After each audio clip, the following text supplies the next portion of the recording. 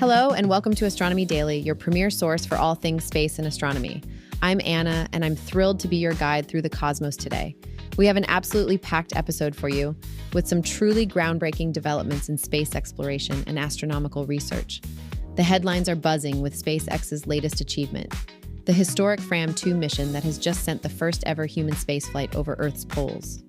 We'll dive into what makes this mission so special and the unique experiments the crew will be conducting as they circle our planet in a way no humans have done before. But that's just the beginning of our cosmic journey today. We'll also explore how SpaceX is ramping up its launch schedule to unprecedented levels, with multiple missions taking off in rapid succession this week alone. Then we'll head to Mars, where NASA's Perseverance rover is conducting fascinating tests on spacesuit materials, giving us crucial data for future human exploration of the red planet. The harsh Martian environment poses unique challenges for astronaut safety, and this research could be key to overcoming them. We'll also check in with NASA astronauts Butch Wilmore and Suni Williams, who recently returned to Earth after what was supposed to be a brief mission turned into a 9-month stay aboard the International Space Station. And finally, we'll explore new research suggesting something truly mind-bending, that dark matter could actually be affecting planetary rotation, potentially making planets spin faster. This could have profound implications for how we understand our own Earth and distant exoplanets. So strap in for a journey across our solar system and beyond as we explore the latest and most fascinating developments in space science and astronomy. Let's kick things off with today's big story. SpaceX has made history with the first ever human spaceflight to circle Earth over its poles. The private Fram-2 mission lifted off from NASA's Kennedy Space Center in Florida on March 31st at 9:46 p.m. Eastern Time, carrying 4 space travelers into a unique polar orbit that no human has experienced before. The crew launched aboard the Crew Dragon capsule Resilience, which has now completed its 4th space mission after previously supporting Crew 1, Inspiration 4, and Polaris Dawn. Falcon 9 booster B-1085 powered the launch for its 6th flight, before successfully landing on SpaceX's drone ship, a shortfall of Gravitas, in the Atlantic Ocean. This groundbreaking mission is commanded by Chun Wang of Malta, who is joined by an international team including Vehicle Commander Jannike Mikkelsen from Norway, pilot Rabea Roga of Germany, and Australian medical officer and mission specialist Eric Phillips. All 4 are first-time space travelers, making this journey even more remarkable. After reaching orbit, SpaceX's Bill Gerstenmaier radioed the crew, saying, "Dragon, on behalf of the Falcon team, we're honored to deliver you safely to your polar orbit. Enjoy the views of the poles, send us some pictures, and our hearts and minds will be flying with you as you go over the poles." The mission is named after the famous Norwegian exploration ship Fram, which ventured into both Arctic and Antarctic regions in the late 19th and early 20th centuries. Fram translates to forward or onward in Norwegian, a fitting name for this pioneering spaceflight that carries the same spirit of exploration into Earth orbit. During their 3 to 5 days in space, the crew will conduct 22 scientific experiments that leverage their unique orbital path. These include the first ever attempt to grow mushrooms in the microgravity environment of space and operating a machine that will capture the first X-ray images of the human body while in orbit. Additional studies will investigate how spaceflight and microgravity affect the human musculoskeletal system. Fram-2 represents SpaceX's 17th human spaceflight overall and its 6th private crewed mission. What makes this launch particularly notable is that it came just 17 days after SpaceX's previous astronaut launch Crew 10 to the International Space Station, marking the shortest interval between SpaceX crewed missions to date. Upon completion of their orbital journey, the Fram-2 crew will make history again with the first Pacific Ocean splashdown for a SpaceX crewed mission. Previous Dragon capsules have all landed in the Atlantic off Florida's coast, but the company is shifting returns to the West Coast to minimize risk to people and property during re-entry. In one final research opportunity, the crew will forego the typical medical assistance normally provided to astronauts returning from space, allowing scientists to study how their bodies readapt to Earth's gravity without intervention, valuable data for future space exploration missions. Speaking of launches, let's turn our attention now to this week's schedule. It's been an exceptionally busy period for SpaceX, with this week alone featuring 5 planned Falcon 9 launches. The company's impressive cadence kicked off with the Starlink Group 680 mission from Cape Canaveral, which lifted off just hours before the historic Fram 2 flight. This Starlink deployment carried a record 28 of SpaceX's upgraded V2 mini-optimized satellites to orbit, marking the first time these enhanced satellites have launched from the East Coast. The rapid-fire succession of launches showcases SpaceX's growing operational capability. Just consider that the booster used for the Starlink 680 mission was making its 17th flight after a turnaround of only 41 days, numbers that would have seemed impossible just a few years ago. Looking ahead through the week, SpaceX has scheduled 3 more Starlink missions. On April 1st, Falcon 9 is set to launch Starlink Group 11, 13 from Vandenberg Space Force Base in California, followed by 2 additional deployments, Starlink Group 11, 11 on April 4th, and Starlink Group 6, 72 on April 6th, from opposite coasts of the United States. The timing between the Fram 2 crewed mission and the previous Crew 10 launch to the International Space Station set a new record for SpaceX, with just 2 weeks and 3 days separating these human spaceflights. This compressed timeline demonstrates the maturity of SpaceX's human spaceflight program and the reliability of their Falcon 9 and Dragon systems. While SpaceX dominates the launch schedule this week, they're not alone in reaching for orbit.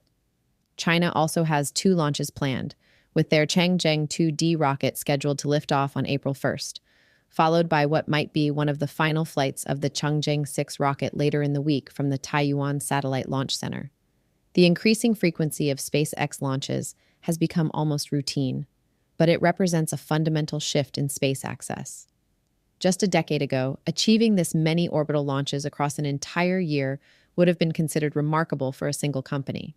Now, SpaceX is demonstrating the capability to achieve that in a single week, while simultaneously conducting historic human spaceflight missions and expanding their global satellite internet constellation.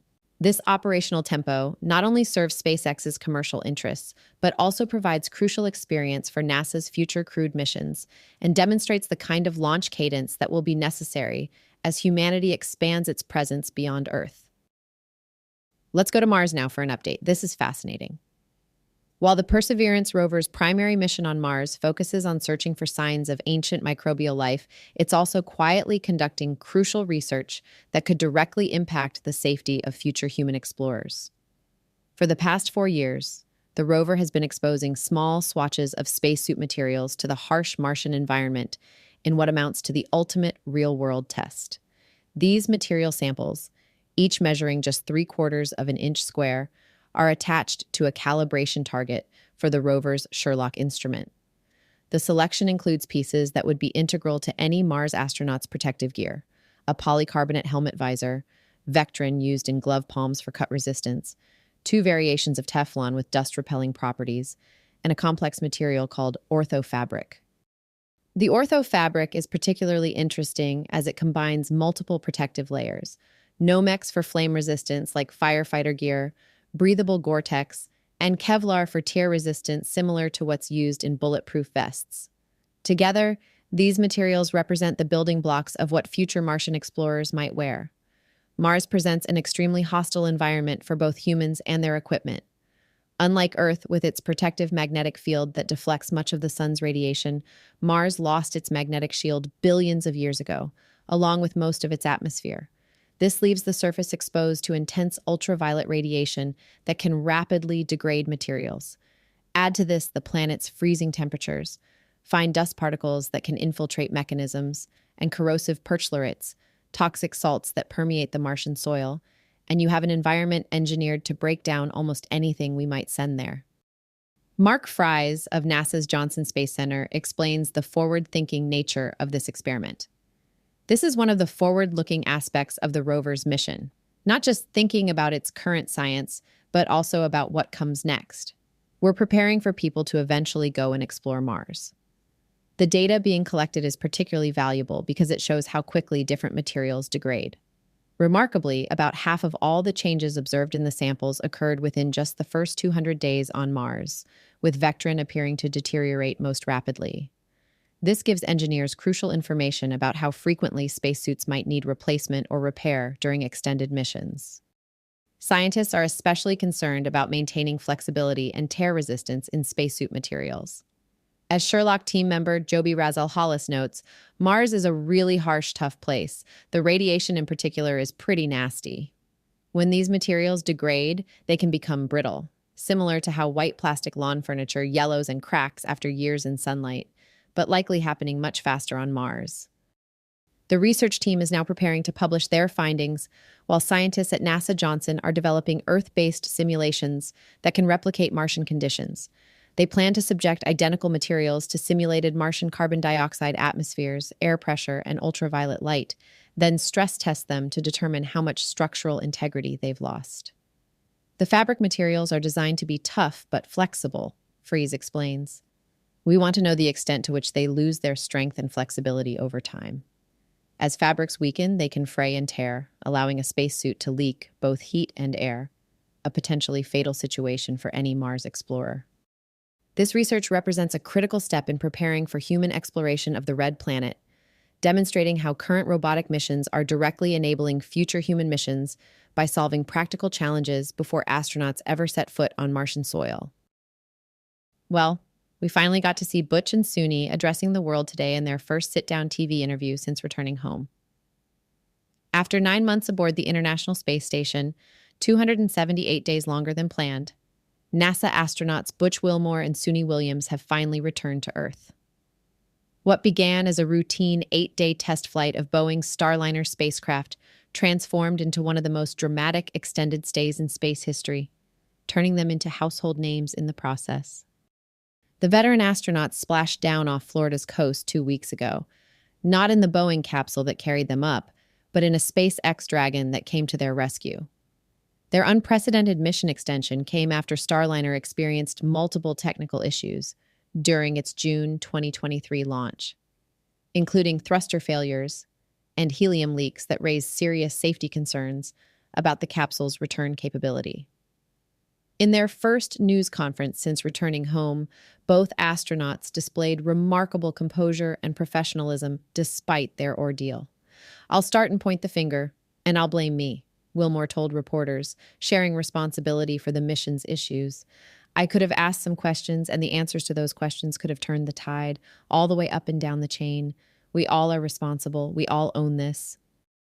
The saga took on additional dimensions when President Trump publicly urged SpaceX's Elon Musk to accelerate the rescue mission, adding political pressure to an already complicated situation.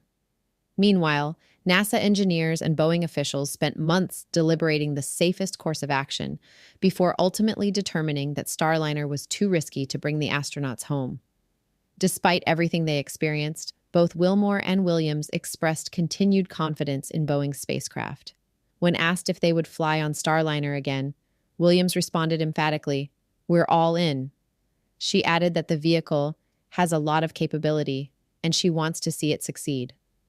Wilmore echoed this sentiment, saying he'd return in a heartbeat because "we're going to rectify all the issues that we encountered.